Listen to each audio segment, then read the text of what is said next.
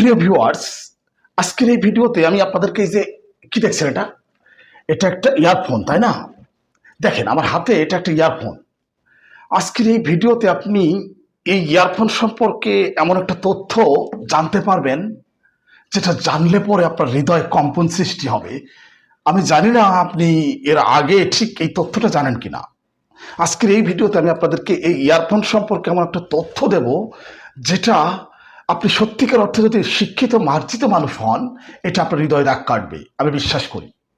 আচ্ছা দেখেন, এই যে ইয়ারফোন, এটা ব্যবহার করার সময় কিন্তু অনেক সময় পেঁচায় যায়, জড়িয়ে যায়, পেঁচিয়ে যায়, তাই না?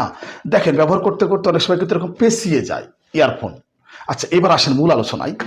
আচ্ছা দেখেন তো, এই যে আমাদের পুরো মানব শরীর, যেটা হিউম্যান বডি যেটাকে বলা হয়, মস্তিষ্ক সহ, দেখেন আধুনিক বিজ্ঞান বলছে এভাবে যে আমাদের মানব শরীরের মধ্যে যত পরিমাণ শিরা উপশিরা রয়েছে, যদি সেগুলোকে একটার পর একটা জোড়া দেওয়া হয় তাহলে সমগ্র পৃথিবীকে 3 বার পেঁচানো সম্ভব।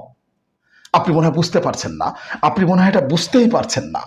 মানে যেখানে একটা ইয়ারফোন খুব ছোট, এটা ব্যবহার করার সময় অনেক সময় পেঁচিয়ে যাচ্ছে, জড়িয়ে যাচ্ছে, কিন্তু মানব শরীরের মধ্যে যে পরিমাণ শিরা উপশিরা রয়েছে সেটা যদি একটার পর একটা জোড়া দেওয়া হয় তাহলে সমগ্র পৃথিবীকে 3 বার পেঁচানো সম্ভব। আধুনিক বিজ্ঞান বলছে, এটা মডার্ন টেকনোলজি আমাদেরকে এটা জানিয়েছে। আচ্ছা এরপরেও কি আপনার মনে হচ্ছে না যে সেই সৃষ্টিকর্তার প্রতি আমাদের সিজদায় পড়ে যাওয়া উচিত, যিনি আমাদেরকে সুস্থ রেখেছেন?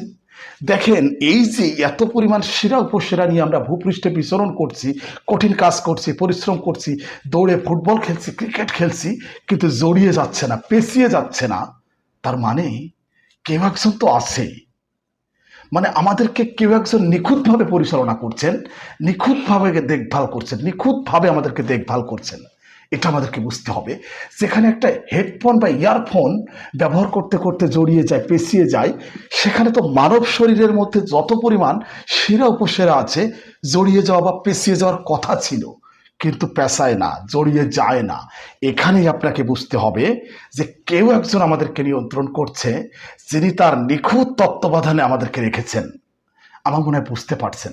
প্রিয় ভিউয়ার্স, জানি না আপনি এই ভিডিও থেকে কি বুঝলেন, তবে এটা আপনার বোঝা উচিত যে সেই রবের প্রতি আমাদের সিজদায় পড়ে যাওয়া উচিত। এই ধরনের ভিডিওগুলো যদি ভালো লাগে একটু শেয়ার করে ওদেরকে দেখার সুযোগ করে দিবেন। আর আমার মনে হয় যে এই ধরনের ভিডিও, তথ্যমূলক ভিডিও আপনাদের হৃদয় দাগ কাটবে। যদি ভালো লাগে অবশ্যই একটা লাইক, একটা কমেন্ট এবং একটু শেয়ার করে ওদেরকে দেখার সুযোগ করে দিবেন। আল্লাহ হাফেজ।